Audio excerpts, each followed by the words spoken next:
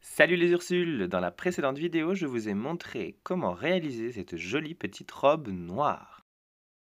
Dans cette vidéo, je vais vous montrer comment réaliser 4 cols différents que vous pourrez assortir avec toutes vos tenues. Et on commence tout de suite avec le col Claudine.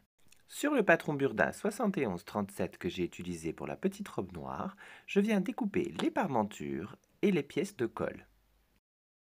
Je découpe aussi 2 longues bandes de tissu et je viens piquer au point droit le long du bord avec une longueur de point la plus longue possible. Ceci va me permettre, en tirant sur le fil de canette, de créer des fronces. J'applique ensuite les fronces sur le bord du col. Je viens positionner l'autre pièce de mon col endroit contre endroit.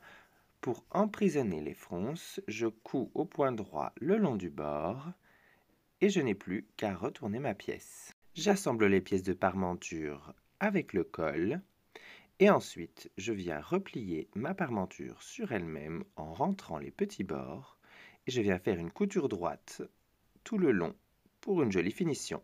Il ne reste plus qu'à rentrer la petite parmenture dans l'encolure de votre robe préférée et voilà le résultat.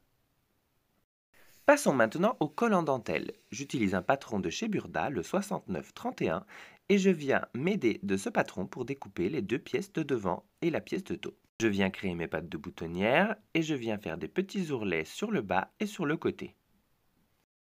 Je fais la même chose avec ma pièce de dos avant d'assembler les pièces avant et arrière au niveau des épaules.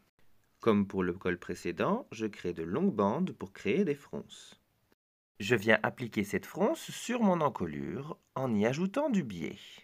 Une fois mon biais cousu, je le replie sur lui-même pour créer une jolie bande bien propre au niveau de mon encolure. Pour terminer, je viens faire des boutonnières et j'ajoute des jolis boutons. Et voilà, un joli col en dentelle que vous pourrez assortir avec toutes vos tenues qui ont une large encolure. Passons maintenant au col chemise en simili-cuir. J'utilise à nouveau le patron 6931. Je découpe mes pièces 2 fois et une fois dans le thermocollant.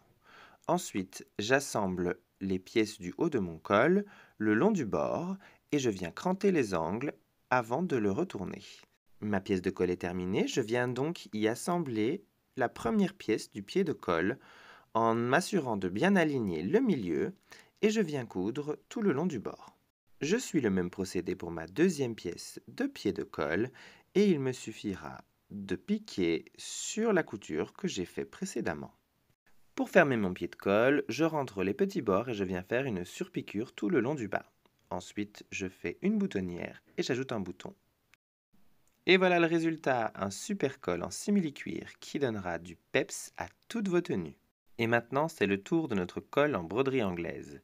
C'est le moment de laisser parler votre créativité. Découpez la forme de votre col et ensuite venez découper et surjeter des petites formes décoratives. Une fois que vous êtes satisfait de votre design, venez découper les formes dans la pièce de colle et ensuite les coudre tout le long et puis venir faire une surpiqûre par-dessus.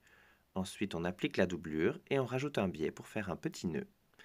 Et voilà, le joli col en broderie anglaise est terminé. N'hésitez pas à nous dire dans les commentaires quel col vous préférez et moi je vous retrouve dans la prochaine vidéo. Bisous bisous!